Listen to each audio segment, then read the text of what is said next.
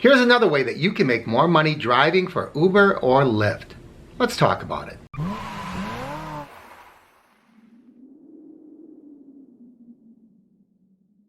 Hi everybody, Mark here from Uber Hints. Before we get started, if you're not already a subscriber, please subscribe to this channel and ring that bell icon so you know when I post new videos.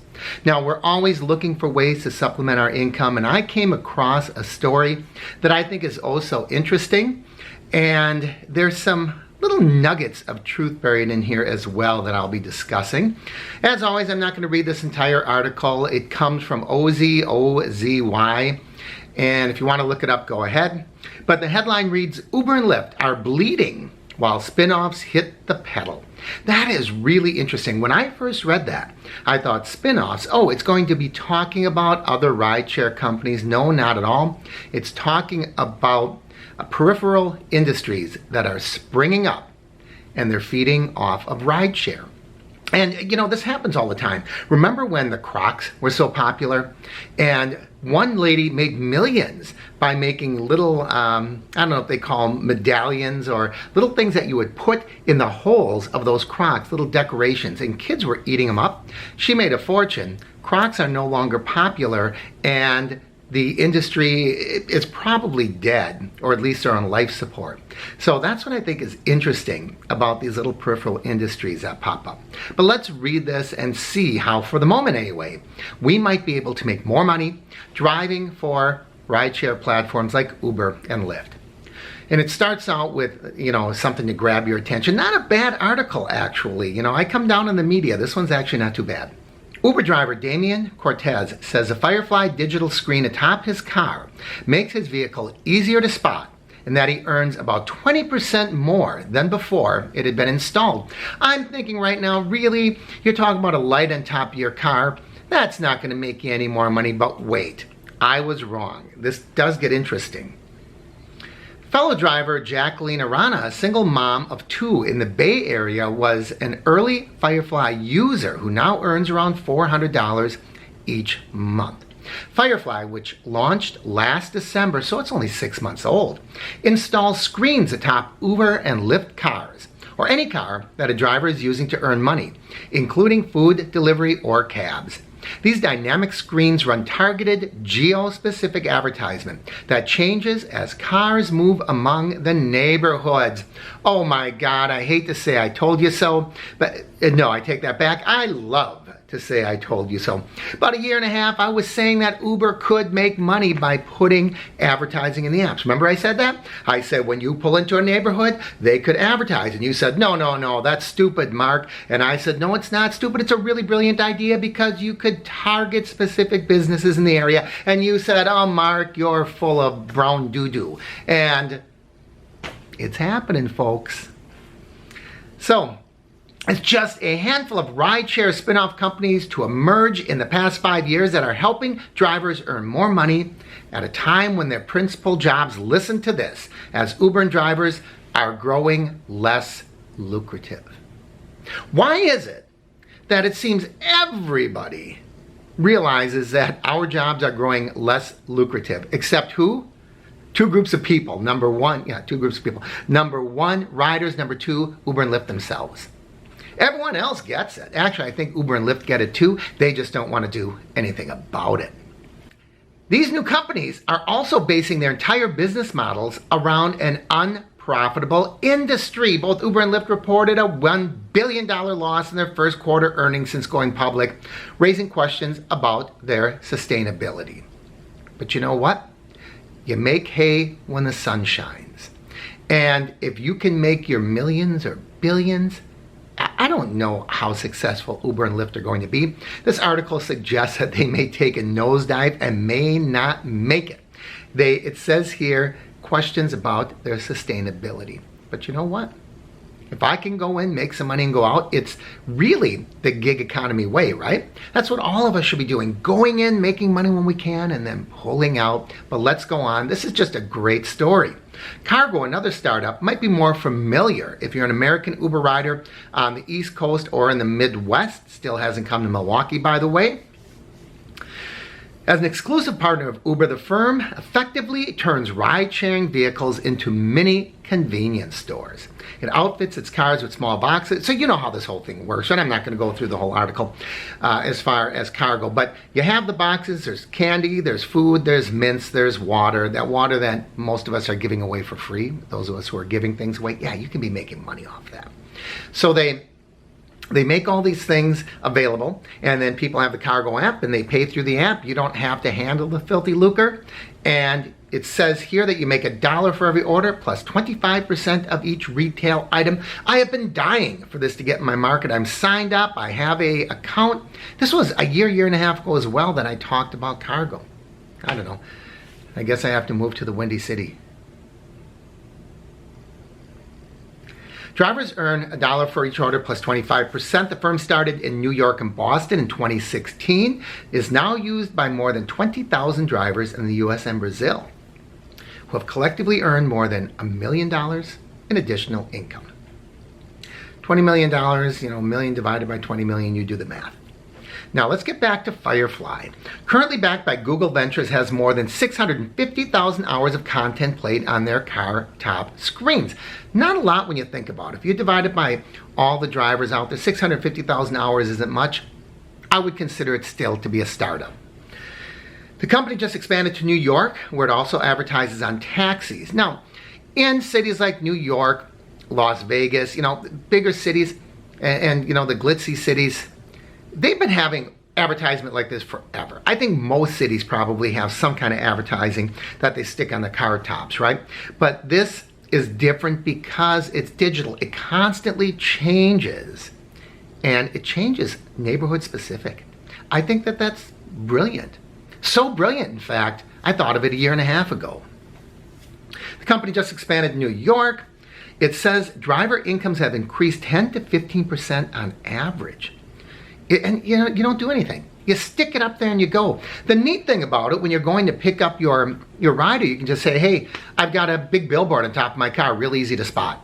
It's a red car with a big billboard on top. They're going to find you. They're going to find you in the busiest of venues. So 10 to 15% on average. It was a realization that drivers in the rideshare economy were an underutilized asset that led to the creation of Firefly, says co-founder and CEO Khan Ganay. We've noticed a growth of serving targeted ads online. Thought we could do the similar thing with rides. Yeah, and I was saying that Uber should have been doing that a long time ago. Now somebody is stealing their income. Uber concentrates on the stupidest things.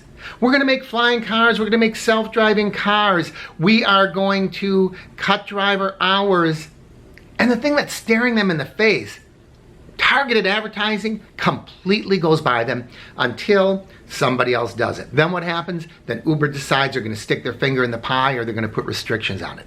I can almost guarantee that's what's coming next. And it's even alluded to in this article. Let's go on. For drivers, the additional income that partnerships with these firms offers is significant. Listen to this. At a time when changes in their pay structure have lowered the per mile earnings of Uber and Lyft drivers nationwide. This next thing is significant. It is so important that so many people, especially new drivers, say, what are you guys griping about? There's money to be made. Here's what we're griping about. Listen to this next sentence. A study from the J.P. Morgan Chase Institute found that drivers were earning less than half of what they did 4 years ago. Less than half. Goodness gracious. Wake up and smell the toast burning. But there are other beneficiaries. Firefly's biggest appeal for advertisers is that the screens are situationally aware, meaning that they change from neighborhood to neighborhood. It is actually brilliant. Listen to this next sentence I'm going to read. Uber and Lyft's policies on allowing drivers to place commercial ads on their vehicles is murky, but neither company has strictly prohibited it. All right, we're going to play my favorite game. Guess what Mark is thinking. Why do you think Uber and Lyft are reluctant to out and out prohibit advertising on your vehicle? They've always kind of walked the tightrope. Every time they put a restriction, they put a limit, it pushes them closer and closer and closer to being in control. And when they're in control, they now become closer and closer and closer to being employers. So that's why. I mean, I'm almost wondering, why not just sell advertising in your car to a local business? Why not just do it ourselves? Say, hey, I'm out and about, however many hours you're out and about on a week. You can buy car top advertisement signs. You can buy those anywhere, you know. And any pizza delivery company probably has some in storage that they'd sell you for, dimes on a dollar. And do it yourself. Why pay any other company?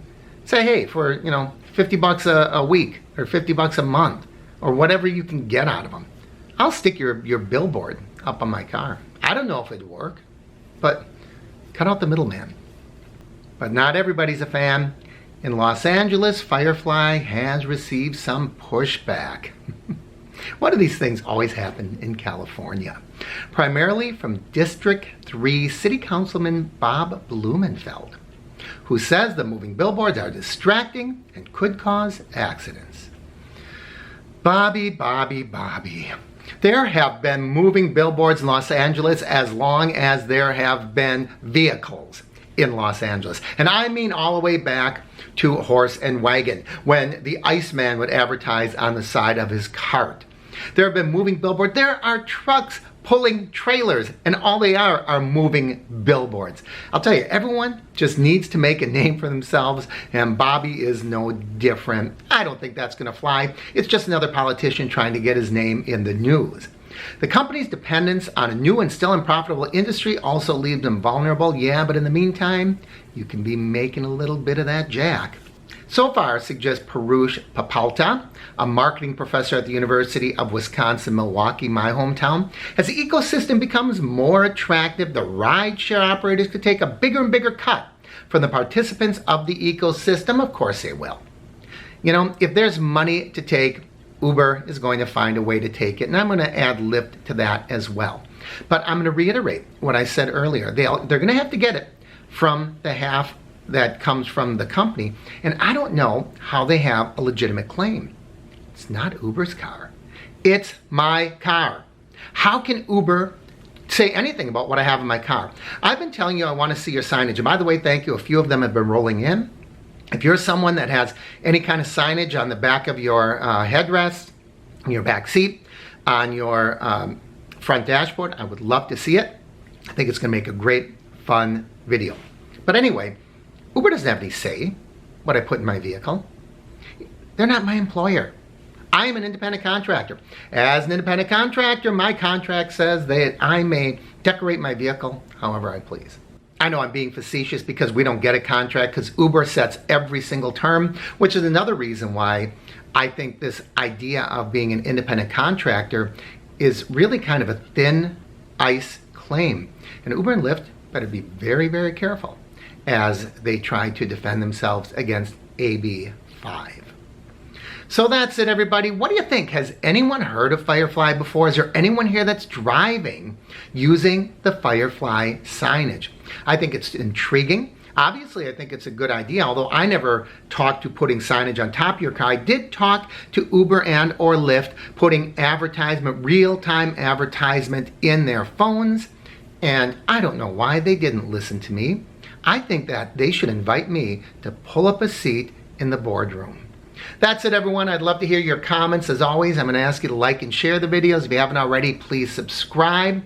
Ring that bell icon so you know when I post new videos. Thanks for watching, everyone. I'm Mark with Uber Hints.